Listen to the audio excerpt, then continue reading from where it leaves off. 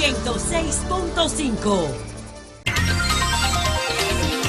6:59 minutos. 6:59 minutos. Buenos días, dominicanos, dominicanas, ciudadanos y ciudadanas del mundo. Julio Martínez Pozo, los comentarios de los temas más importantes en el programa de mayor influencia de la Radio Nacional en este jueves 5 de abril del año 2018.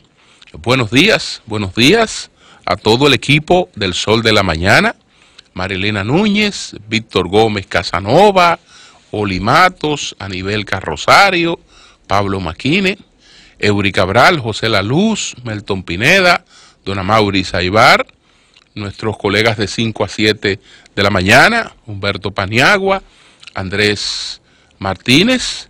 Buenos días a Yuri Rodríguez, a Luis Ramírez, Daris Terrero, Joselito Félix. En Santiago de los Caballeros, Ramón Paulino, así late la ciudad corazón. Manuel González Manegonte, nuestro catedrático del sector agropecuario. Buenos días a Rafael Díaz, nuestro cronista deportivo. Helen Gil, nuestra productora. Sonia Patiño, nuestra coordinadora. Buenos días, Joa Bernal. Y pues los buenos días a toda la amable teleaudiencia de Telefuturo, Canal 23. Buenos días a todos y a todas. Felicitaciones a todos nuestros colegas en este día 5 de abril, que es el día del periodista. Felicitaciones a todos. Pero bueno, tenemos muchos temas que compartir con ustedes en el día de hoy. Y vamos entrando de inmediato en materia. Se consumó ayer la decisión de eliminar a Lula como candidato a la presidencia de Brasil, aunque fue una decisión cerrada, 6 votos contra 5. Pues de todas maneras esa es la decisión, y una decisión tomada en cuenta en un ambiente similar al que se produjo en la República Dominicana cuando Santana rodeó a los constituyentes. Es decir, que Brasil estaba bajo la amenaza de un golpe de Estado si los jueces no actuaban de la forma en la que actuaron. Tengo el absoluto convencimiento de que Lula da Silva pasa por esta situación no por un hecho de corrupción, sino por razones eminentemente políticas. A Lula da Silva se le acusa de la propiedad de un apartamento de playa del que es tan dueño que si fallece sus hijos no pueden heredarlo. Entonces no entiendo esa propiedad. Una cuestión que se supone que le pertenece porque lo ha usado, porque ha tenido vínculos con ese inmueble, pero las cosas que prueban la propiedad de un inmueble, en ese caso, no se han podido establecer. Pese a eso, había la decisión de sacarle de medio. Lula da Silva, pues, encabezaba todas las encuestas en Brasil, y ahora la seguirá encabezando y será la referencia política más importante de Brasil. Y Brasil tendrá que buscar la forma de salir de este atolladero en el que se ha metido por razones políticas. Todo esto es por la investigación del caso Lava Jato, del que se desprendieron otros otros ramales, pero todo esto es por la investigación del caso Lava Jato. Pero más que el caso Lava Jato, ahí hay pues el cobro de desafíos importantes en la geopolítica de América Latina, cuando pues Brasil decide actuar con su propia agenda, y esa agenda le lleva a la coordinación de mecanismos tan importantes en lo político y lo financiero, como el grupo de los países BRICS, donde un grupo de las economías más pujantes del mundo se asocian de espalda o con una agenda particular, no con la agenda estadounidense, y entonces determinan una serie de acciones por la que políticamente después se han producido estas situaciones.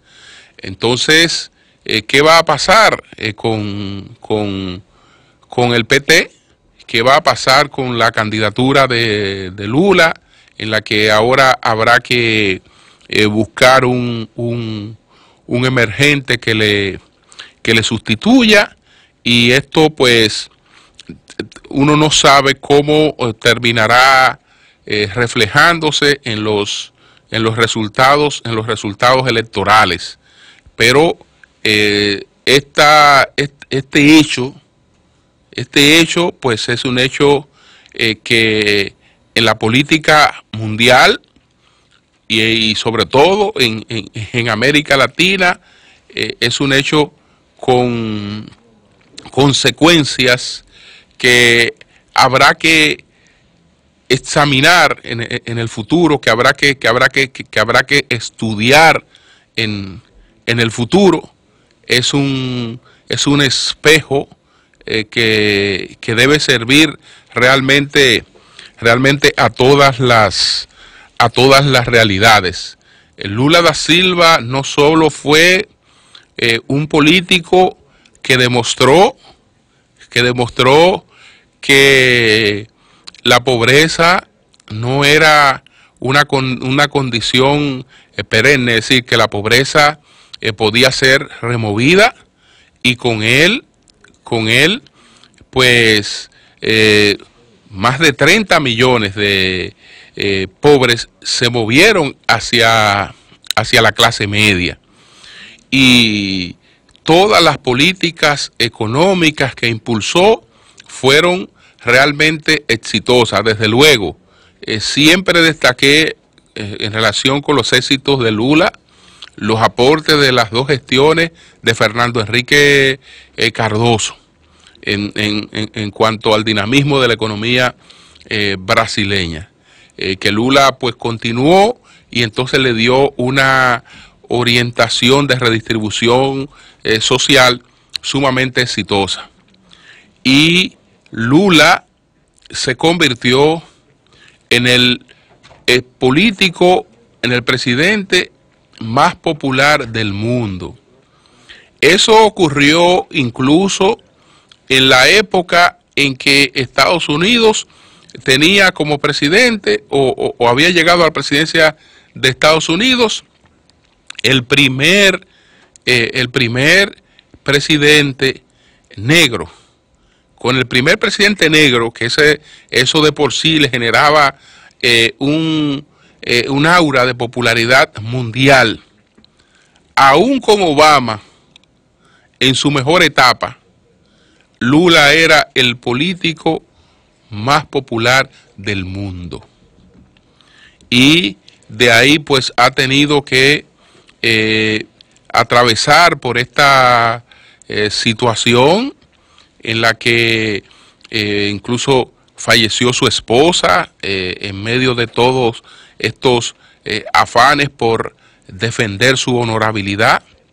No creo que sea un político que estuviera haciendo cosas para buscar beneficios particulares. De haber sido así, de Lula no se estuviera hablando de si tiene o no un apartamento de playa, sino que se estuviera hablando de cuentas bancarias importantes y de grandes propiedades por el nivel de la economía que manejó.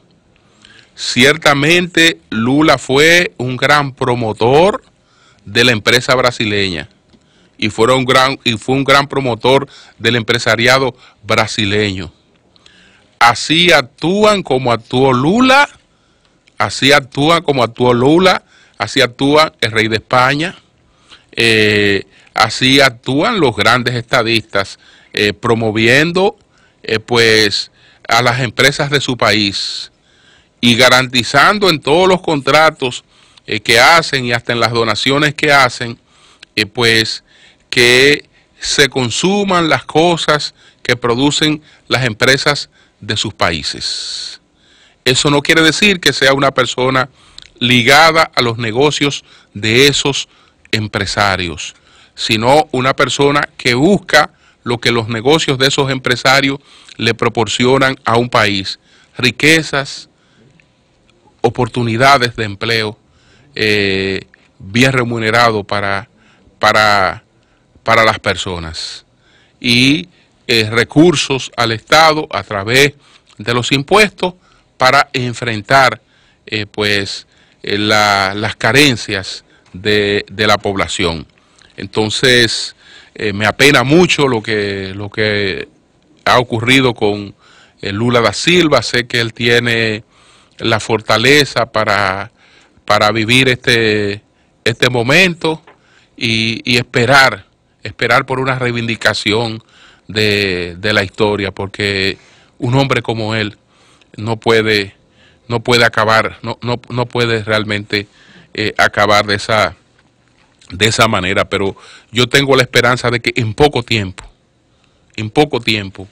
los que han propiciado esta cuestión estarán arrepentidos, y ustedes verán los escándalos que después van a surgir en Brasil a partir de esto, porque si los militares fueron capaces de hacer esas presiones de manera pública, ustedes se imaginarán las situaciones a las que se vieron expuestos esos jueces ya en el plano privado. Pero vamos a guardar a Mauricio.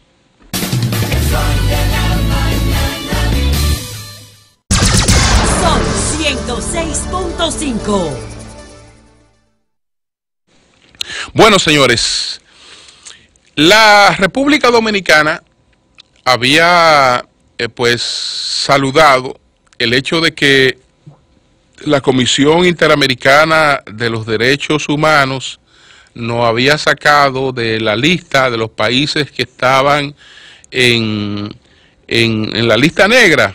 Nosotros estábamos en el capítulo 4.b, y ahí estábamos junto a otros países como Venezuela, como Cuba, acusados de graves violaciones a los derechos humanos por supuestamente producir en este país apatridia. Y entonces, pues, las autoridades dominicanas entonces alegaron que se trataba de un error, porque todo lo que el país había suministrado a la CID, pues, evidenciaba que este país había tenido, pues, un comportamiento totalmente distinto a lo que se quería plantear, pero a la CID no le importó eso. Ustedes van para este capítulo y entonces ahí parece que el chantaje funcionó, porque ayer escuchaba unas explicaciones que daba el canciller Miguel Vargas Maldonado. Resulta que nosotros fuimos sacados de ese capítulo porque llegamos a una negociación con la CID. Es decir, la CID nos mete el chantaje de estar en una lista donde no nos corresponde, Para nosotros salir de esa lista, entonces llegamos a un acuerdo con la CIP. ¿Cuál fue el acuerdo? Según explicó ayer el canciller de la República, pues permitir la mesa de diálogo que se va a abrir tanto aquí como en Washington. Entonces, en función de eso, ellos nos han sacado de la lista, pero manteniendo inalterable todas las imputaciones que hacen contra la República Dominicana y una serie de planteamientos que un Estado soberano no puede aceptar, porque no son sugerencias, son órdenes transmitidas con esa intención, como si usted se estuviera dirigiendo a algo peor que una colonia. Algo peor que una colonia.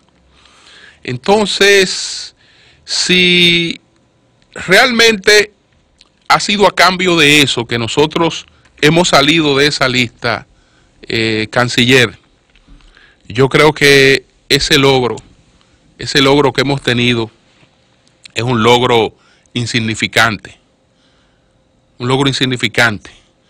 Porque hoy usted puede ver en los periódicos una reacción del propio canciller rechazando la interferencia de la CIP y una reacción del presidente del Senado, el doctor Reinaldo Pared Pérez, también en el mismo sentido. Pero lo que pasa es que no somos coherentes. No somos coherentes. Estamos actuando con un discurso de una forma y estamos haciendo otra cosa.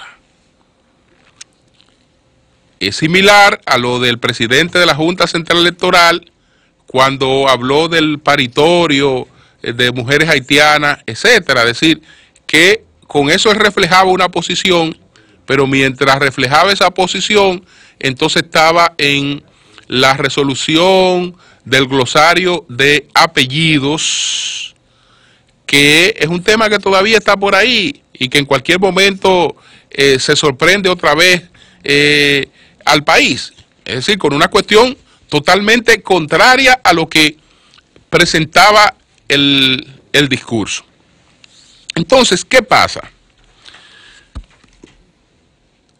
Cuando se publicó esto, recuerdo que Luis Ramírez lo había comentado temprano, yo también, ese día hicimos la advertencia, que veíamos el gobierno celebrando que nos habían sacado de este capítulo 4B de la lista negra.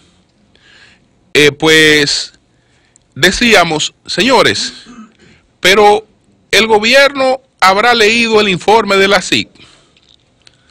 Y parece que sí, parece que lo habían leído, pero les daba vergüenza presentar el informe de la CIP. Y es el Jueves Santos que el señor Martínez Pozo hace público en primicia el informe de la CIP, que después lo manejó, esta semana lo ha manejado el periódico Diario Libre. Pero el Diario Libre lo ha manejado lunes, martes de esta semana. Yo lo di a conocer el Jueves Santos en primicia, ese informe de la CIP. Entonces, señores, ¿con quién es que nosotros vamos a sentarnos a establecer una mesa de diálogo y sobre qué parámetros vamos a establecer una mesa de diálogo? Nosotros vamos a sentarnos en una mesa de diálogo con unos señores que nos están pidiendo a nosotros subvertir todo nuestro orden jurídico. Todo nuestro orden jurídico. Es decir, yo no me explico cómo un gobierno puede aceptar ir a una mesa con unos malditos carajos que le plantean esto, adoptar en un plazo razonable las medidas necesarias para dejar sin efecto toda norma de cualquier naturaleza, sea esta constitucional, legal, reglamentaria o administrativa, así como toda práctica, decisión o interpretación que establezca o tenga por efecto que la estancia irregular de los padres extranjeros motive la negación de nacionalidad dominicana a las personas nacidas en territorio de la República Dominicana. Es decir, ¿cómo un Estado soberano puede aceptar el solo hecho de sentarse? Es más, hasta recibir a una bendita comisión que se haya planteado en esos términos, es decir, que te están planteando a ti, tú tienes que variar tu constitución, tú tienes que variar tus leyes, tú tienes que suspender una sentencia, tú tienes que anular tal ley, tú tienes que hacer esto. Entonces, usted tiene que decirle, no, pero espérese que usted está equivocado. Usted está equivocado porque este es un país soberano y entonces no es que no estamos abiertos a escuchar, pero por lo menos respétennos. Respétennos. Entonces, ¿sobre qué base? ¿Qué es lo que nosotros vamos a establecer en una mesa con la SIC? En esa bendita mesa con la SIC, ¿qué es lo que vamos a establecer? Porque, repito, y en eso insisto, que hasta propios funcionarios del gobierno han tenido una lectura equivocada. Y esa lectura yo veo que se sigue repitiendo y se sigue repitiendo, pero bueno, el que la quiera tener, que la tenga. Que es cuando se plantea la supuesta situación creada por la ley, por la sentencia 168.13. Ya hemos explicado que esa sentencia no creó nada nuevo en relación con los requerimientos para el derecho a la nacionalidad. Eso no lo creó esa sentencia, porque el artículo 277 de la Constitución se lo habría impedido. ¿Por qué? Porque hubo una sentencia de la Suprema Corte de Justicia sobre esa materia. Y lo que fue juzgado por la Suprema Corte no podía ser juzgado de nuevo por el Tribunal Constitucional. Entonces, repito, el que habla de que la sentencia 168.13 creó tales problemas, está planteando una cosa que si la quiere seguir planteando, que la plantee, pero es distorsionada. Porque esa sentencia, repito, lo que hizo fue, frente al reclamo de una señora, que un juez, que un tribunal le había negado el derecho a la nacionalidad, esa señora cogió para el Tribunal Constitucional, el Tribunal Constitucional le dijo, mira, efectivamente, fulana, Juliana, en función de la sentencia de la Suprema Corte de Justicia del 2005, a ti no te corresponde la nacionalidad dominicana. ¿Por qué? Porque esa sentencia establece claramente que todas las constituciones del país, desde 1929 hasta la entrada en vigencia del libro de extranjería, han sido categóricas en que la condición de tránsito no confiere derecho a la nacionalidad. Entonces, como esto te deja en el limbo y tú has venido aquí a invocar una solución, en vez de darle un efecto particular al reclamo que tú estás haciendo, es decir, en vez de yo producir una decisión interpartes, voy a producir una decisión intercomunia que haga que el Estado Dominicano produzca una solución para todos los que están en situaciones como la tuya. Y eso fue lo que hizo la sentencia 168.13. Cuando la CID vuelve con la mentira de que esa sentencia desnacionalizó, y alguna gente repite esa mentira de que esa sentencia desnacionalizó, lo están haciendo con conocimiento de causa, porque conocen el artículo 277 de la Constitución, que saben que al Tribunal Constitucional le estaba impedido decidir sobre esa materia. Entonces, si ahora nosotros no sé qué vamos a discutir, porque aprobamos una ley, tenemos un plan nacional de regularización de extranjeros con varios plazos, ¿qué es lo que vamos a revisar? ¿Qué es lo que vamos a discutir? ¿Sobre qué base? Ninguna. Ninguna. Es más, es una imprudencia. Esa reunión, aperturar esa mesa en este país es una imprudencia. Es un insulto al país. Es un acto de genuflexión totalmente innecesario que no nos aportará absolutamente nada. Absolutamente nada. Entonces, si nos quieren meter otra vez en la lista que ellos les dé su gana, que nos metan en la lista que ellos les dé su gana. Pero este país tiene que comportarse como un país soberano, pero no en el discurso. No es que el canciller salga a decir que este es un país soberano y entonces el país haya llegado a una negociación con gente que es capaz de dirigirse a nosotros de esta forma. Porque eso no tiene sentido.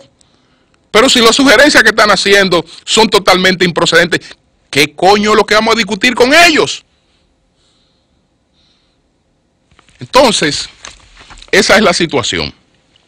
Por otra parte, quiero hacer referencia a lo que se ha dado con el Servicio Nacional de Salud, Chanel, el comentario de Rodríguez Marchena y otras cosas. Bueno, rechazo cualquier abordaje violento e irrespetuoso de este tema.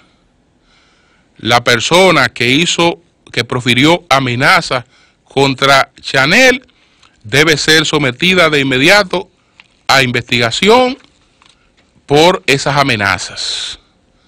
Eso no debe quedar sencillamente como una referencia. Es decir, aquí hay autoridad, aquí hay un orden establecido y una persona que está ahí claramente identificada ha proferido amenazas contra un funcionario público.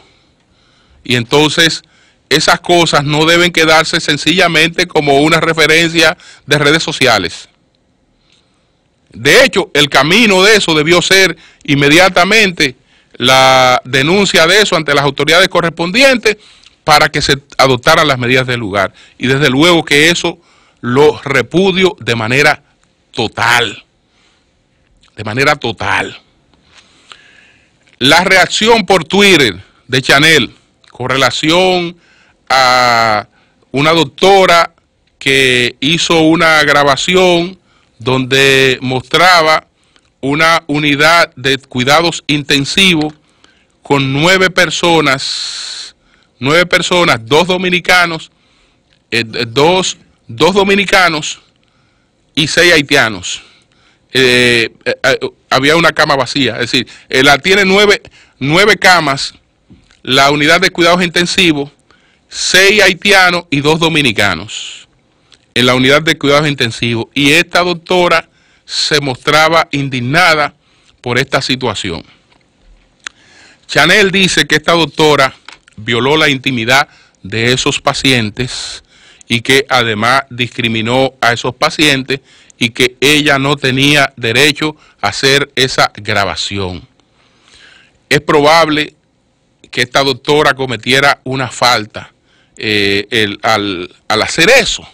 Es decir, al dejarse llevar por su indignación y hacer eso y reproducirlo de la forma en la que lo reproduzco, es evidente que como empleada de ese lugar, pues ella cometió una falta. Y esa falta, pues, amerita de una amonestación, amerita de una sanción. Ahora, Chanel, tenemos que cuidarnos de el complejo Tron. Es decir, tú eres un gerente y una institución no puede gestionarse por Twitter. Es decir, las medidas institucionales no pueden ser reacciones en redes sociales, o no deben ser reacciones en redes sociales. Se supone que si entiende que esa doctora ha cometido una falta, entonces tú agotas los procedimientos internos para sancionar a esa persona.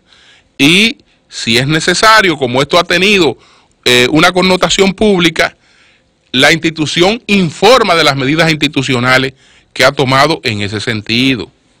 Pero esa cuestión de Twitter a mí me parece que no es correcta.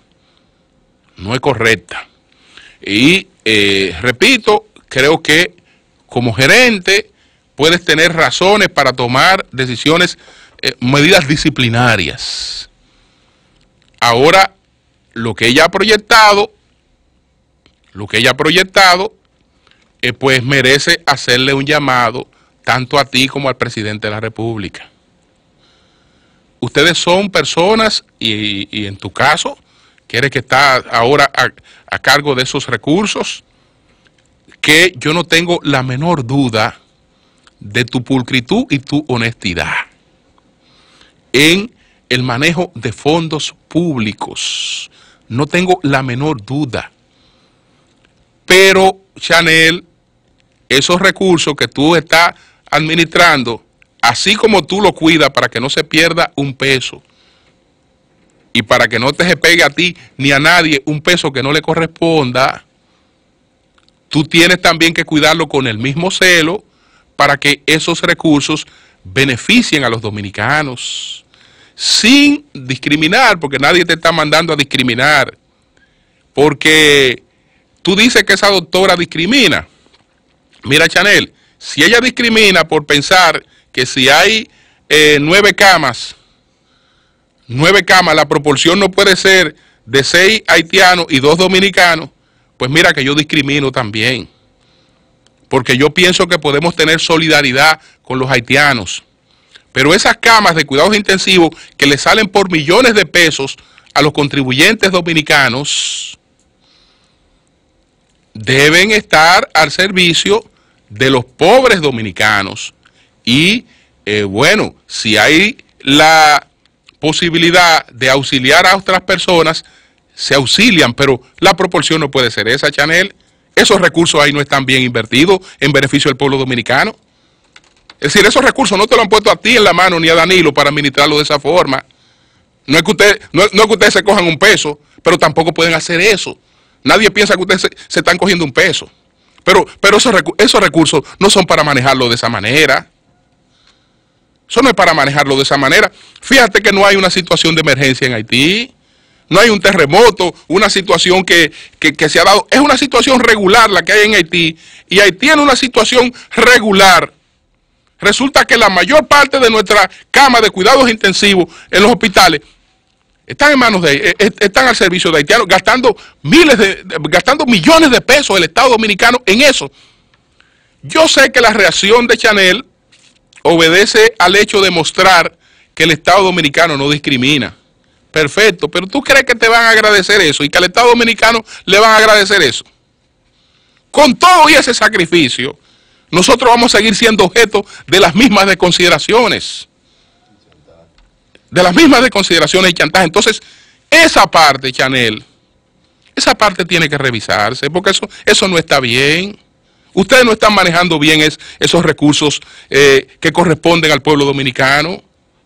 No es lo correcto, porque ustedes no están regalando lo suyo. No es lo suyo que ustedes están regalando. Ustedes están regalando lo que le corresponde a los pobres dominicanos, que para eso es que el contribuyente, paga sus impuestos, para que haya una redistribución social. Pero esa redistribución social tiene que priorizar en los dominicanos. Tiene que priorizar en los dominicanos. Porque, ¿cuál fue el conflicto por el que murió en este país Claudio Camaño? ¿Qué fue lo que faltó para Claudio Camaño de manera oportuna? ¿Y por qué que están acusadas una serie de clínicas y una serie de gente? Por la falta de una cama de cuidados intensivos. La falta oportuna de una cama de cuidados intensivos. Y el país donde una gente se muere por la falta oportuna, donde un dominicano se muere por la falta oportuna de una cama de cuidados intensivos, es el país donde se está produciendo ese tipo de cosas. Eso no está bien. En relación con el mensaje de Roberto Rodríguez Marchena, bueno, Roberto produce un mensaje generalizado. Si el mensaje es generalizado, es incorrecto.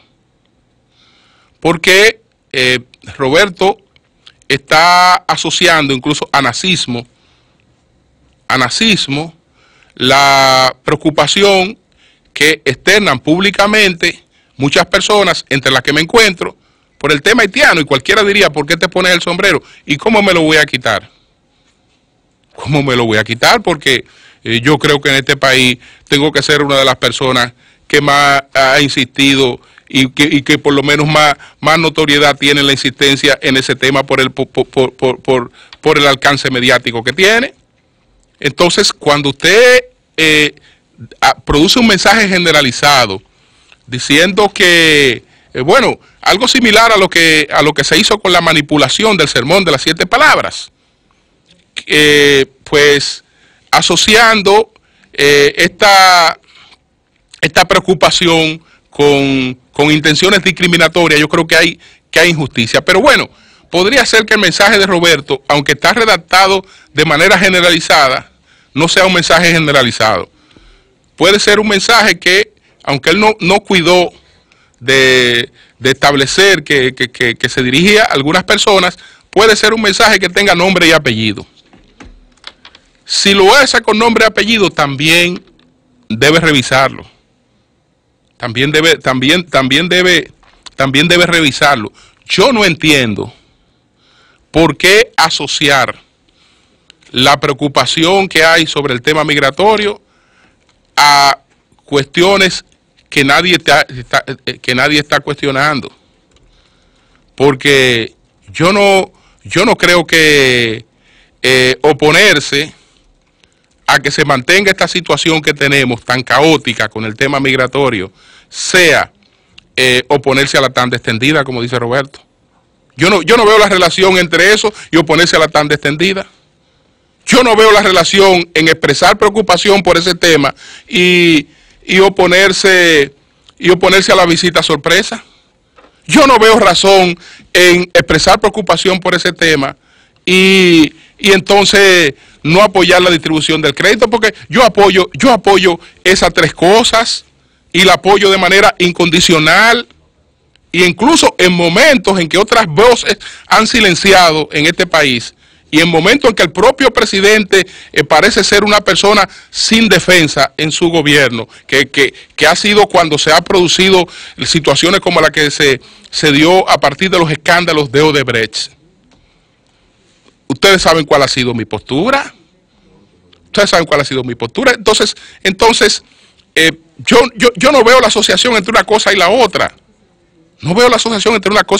Entonces, no sé, yo no dispongo de toda la información que él tiene para hacer eso. No sé exactamente a qué se dirige, pero su mensaje me parece muy confuso. Muy confuso, porque incluso cuando usted lo ve, pero esto es lo que está planteando la persona que está hablando de 80 años de genocidio y discriminación en la República Dominicana. Más o menos cosas similares a esas. Entonces, desde el gobierno se tiene también esa óptica. Yo creo que en eso hay que ser un poquito cuidadoso. Es decir, vamos a separar la paja del trigo. Vamos a separar la paja del trigo para que esto no tome un carril mucho más perjudicial para el gobierno. Porque evidentemente que este tema, a pesar de que después del discurso del presidente Medina se han notado algunas variaciones con relación a esto, este tema es una de las grandes debilidades del gobierno de Danilo Medina. Y cuestionarlo no tiene que ver con que usted esté oponiéndose a las fortalezas del gobierno de Danilo Medina. Cambio y fuera.